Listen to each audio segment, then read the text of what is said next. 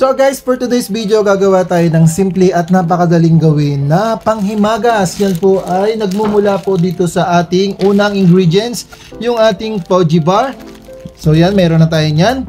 Then, meron din tayong dalawang itlog. Okay? At saka yung ating Alaska 2-in-1 Creamy Asada. Yan po ang ating gagamitin. Kailangan ganito po talaga yung inyong gagamitin para twins na po siya, hindi na po siya yung na all-purpose cream at saka yung ating condensed. So ito po. Next, yung ating Mr. Gulaman, kulay white. So ito po yung ating isa sa ating mga ingredients. Next, optional po, gagamit din po tayo ng food coloring. So, yellow food color yung ating gagamitin. So, yan guys, dahil okay na po yan, iset aside lang po natin yan.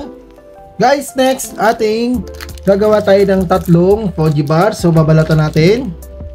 Lalagay lang natin dito sa ating lalagyan. Yan. Pagkatapos natin ito, ating dudurugin yan guys. Guys, atin mo nang durugin itong ating Poji bar.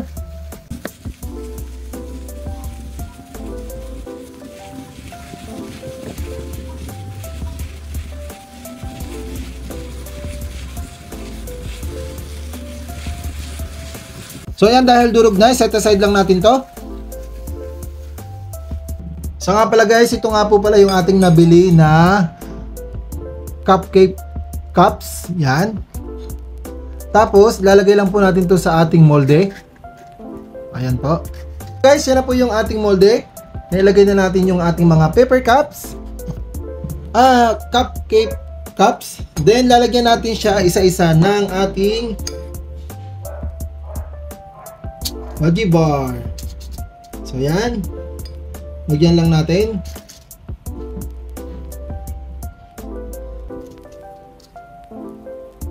Kailangan malagyan lang natin siya lahat.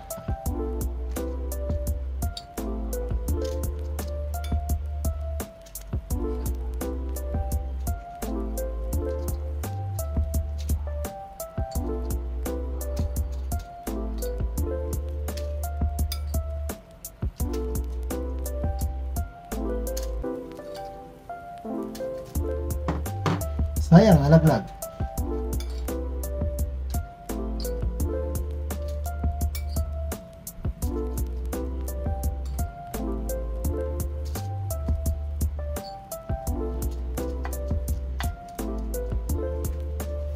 Ayan, nalagyan na natin lahat. Ang gagawin lang natin yan, ating pipiratin lang. So, bahala na kayo kung anong gusto nyong ipangpirat yan. So, yan. So, dahil wala tayong makita pangpirat, gumawa na lang ako nito. Piratin natin ganyan. Basta depende po sa inyo kung paano nyo mailalagay yung ating mga Poji bar. So, yan. Ganyan lang po. So, hayaan lang natin masiksik yung pinakailalim niya. Ayan, okay naman siya, hindi naman siya natatanggal. Pitin lang natin lahat. So dagdagan natin tong isa, medyo kulang.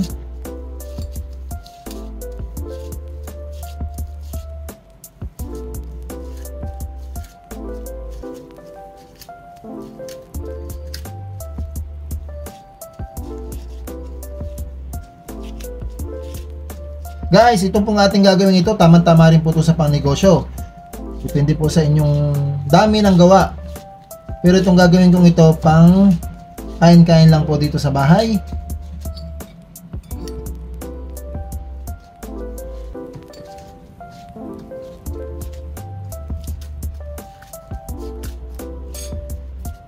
Guys, dala po tayo dito sa ating nagawang mga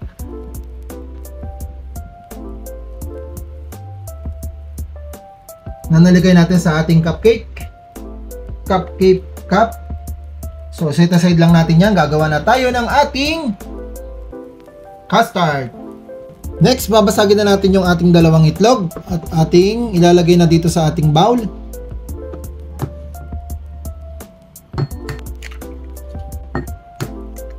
So yan guys, na-open na rin natin yung ating crema asada. yung ating Alaska 2-in-1 Crema Asada. So, set aside lang natin to. Then, ito yung ating nadurog kanina na Pudgy Bar. So, ilalagay na natin yung ating itlog. Yan. Crema Asada. Yan. Then, lagyan lang natin ng konting asin. Ayan. Istig natin mabuti guys para mag-combine yung ating mga ingredients.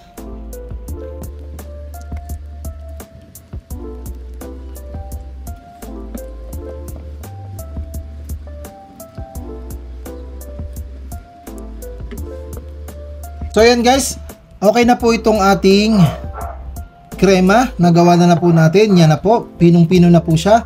Ang gagawin po natin dito, isa-set aside lang po natin at gagawa na po tayo ng ating next step naman po. Guys, maglalagay na po tayo ng ating 2 cups of water. Yan. Next, lalagyan na natin yung kalahati ng ating plain gulaman.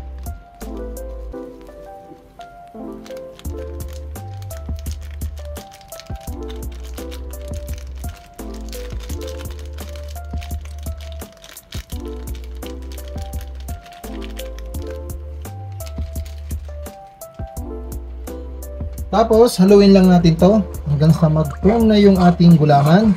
Saka natin bubuhayin yung ating apoy.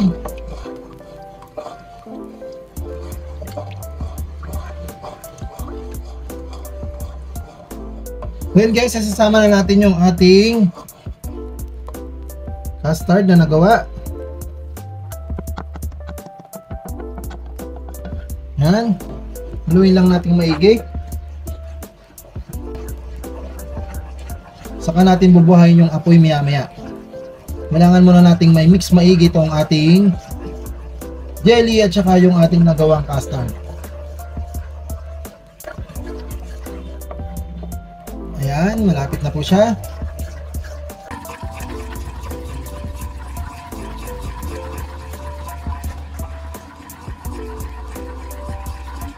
So ayan guys, pag ganito na yung peeling ng ating lulutuin, atin ang pwedeng buksan yung ating apoy.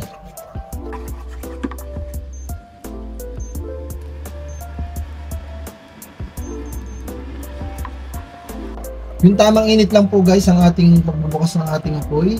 Ang gamit po natin ay yung ating induction.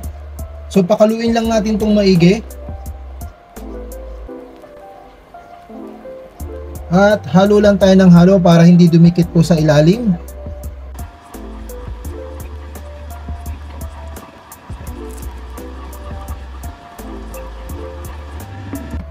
So yun guys, pwede na natin itong isalin sa ating malinis na pichel. I-set aside na po natin. Ayan, di yan na lang natin nilagay.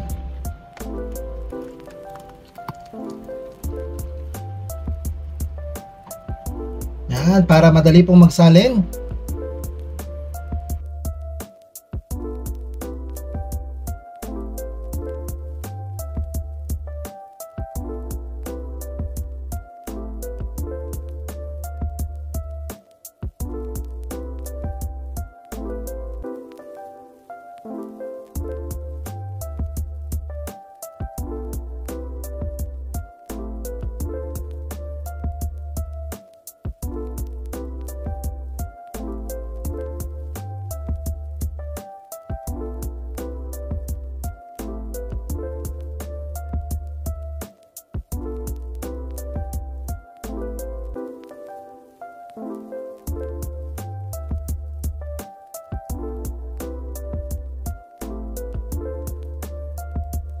So yan guys, nakagawa po tayo ng 12 pieces na cupcake. So yan, ay nalalagyan ng cupcake. So guys, nakagawa po tayo ng 12 piraso. So ilalagay po natin yan sa loob ng ref ng 30 minutes to 1 hour. So guys, balikan natin mamaya. Ilagay muna po natin sa ating freezer o sa ating ref. So guys, habang nag-aantay tayo, kain muna po tayo ng melon. So guys, ito po yung ating melon. Kain po tayo. Guys, ito na po yung ating nagawa na masarap na merienda. Okay na po siya. So pagkalipas po ng 1 oras, ito na po yung kinalabasan niya. Bali 17 pieces po pala yung ating nagawa. Ayan na po ang ating masarap na merienda. So tikiman na! Guys, titikman na po natin itong ating nagawang murang pang merienda. Guys, ang sarap po niya at ang ganda po niya sa malapitan. Try nyo din po ito at napakadali lang pong gawin. So hanggang dito na lang po guys. Salamat po sa panonood. Bye-bye!